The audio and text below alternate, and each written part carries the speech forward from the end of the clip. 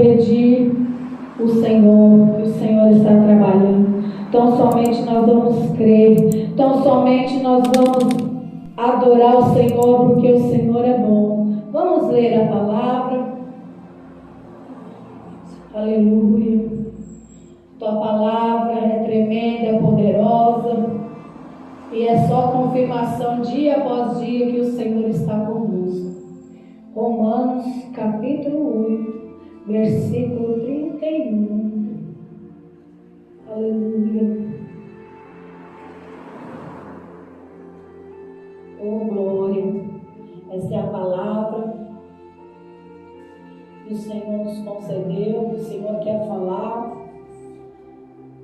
Mais uma vez o Senhor está nos alertando, mais uma vez o Senhor está prometendo que a vitória é nossa. Todos acharam? Que diremos, pois, a estas coisas? Se Deus é por nós, quem será contra nós? Aquele que nem mesmo seu próprio Filho poupou, antes o entregou por todos nós, como não dará também com ele todas as coisas?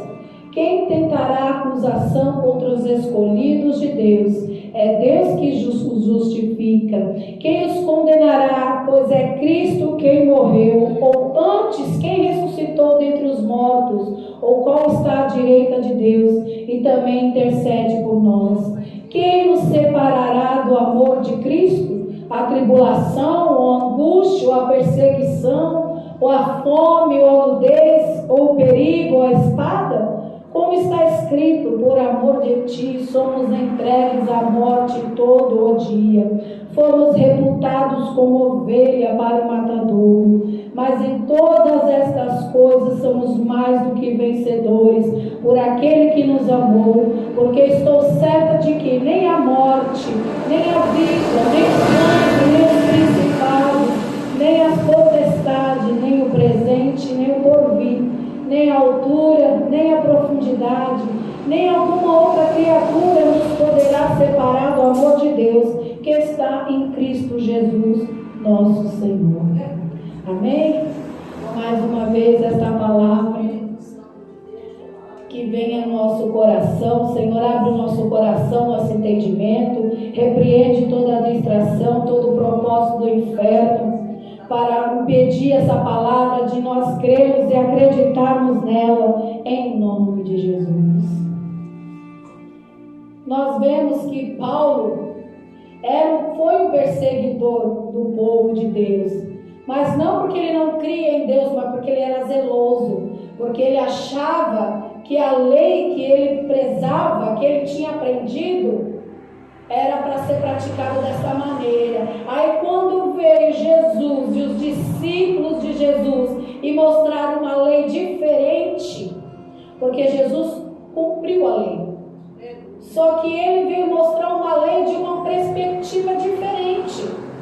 E os judeus, os fariseus, não estavam conseguindo compreender que a própria lei que eles aprenderam, que eles estavam entendendo dessa maneira, que eles achavam que sabia como era para ser feita a lei, praticada a lei.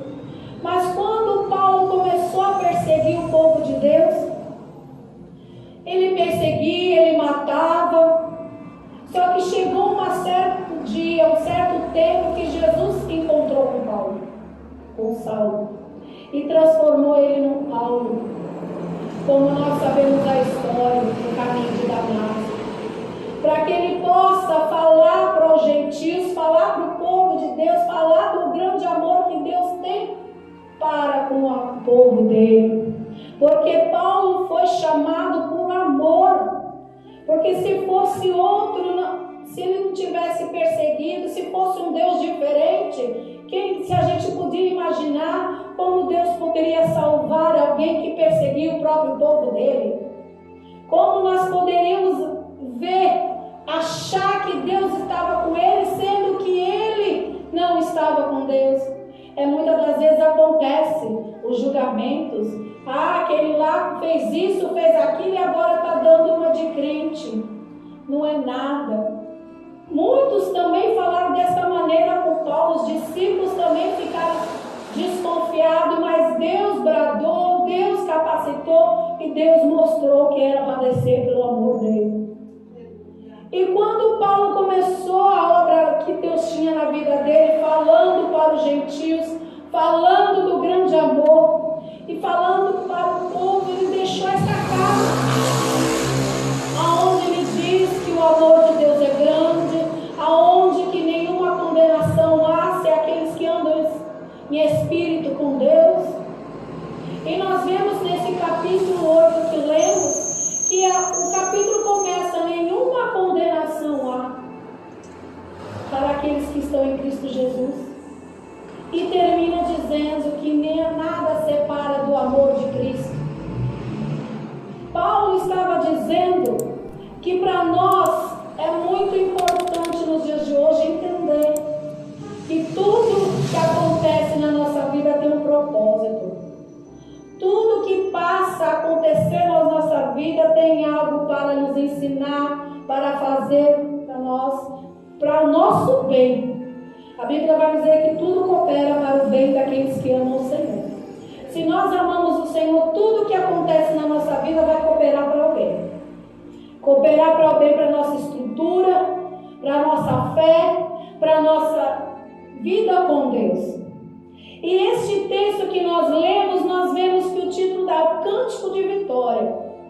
Paulo estava declarando o amor de Deus para o povo, só que estava fazendo com um cântico, ele estava cantando o hino da vitória que ele recebeu.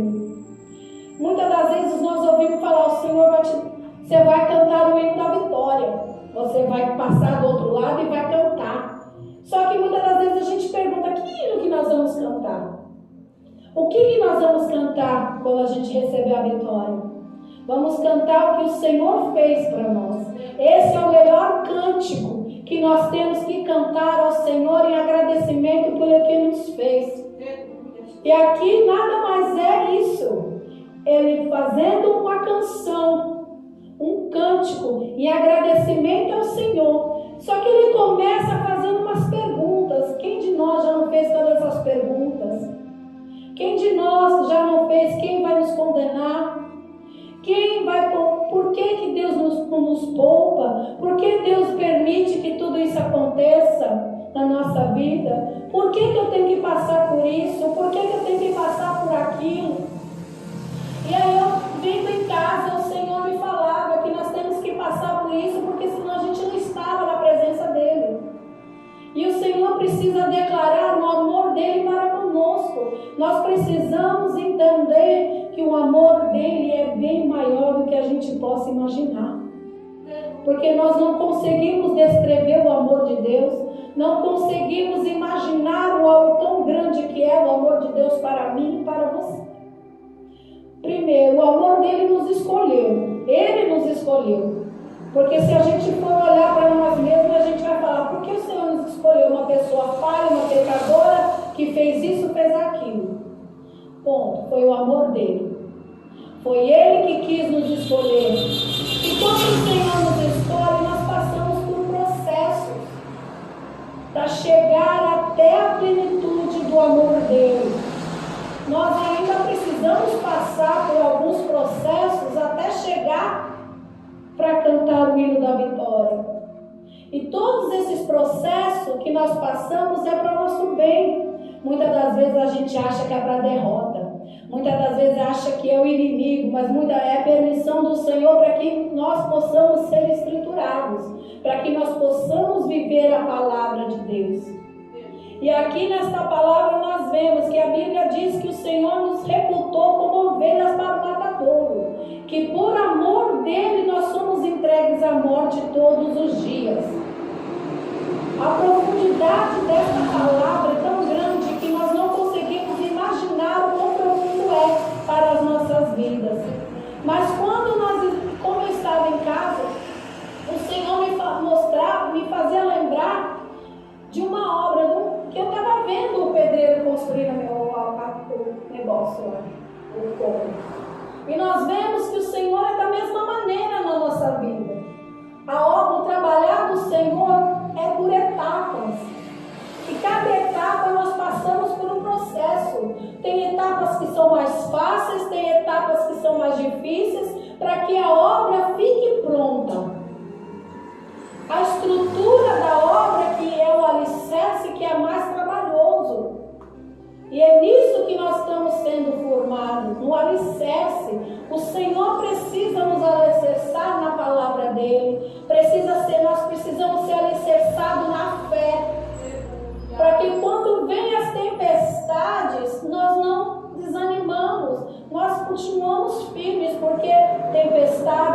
vir, tribulações vão vir, mas nenhuma destas coisas nos separa do amor de Deus. Não vai nos deixar separar de Deus.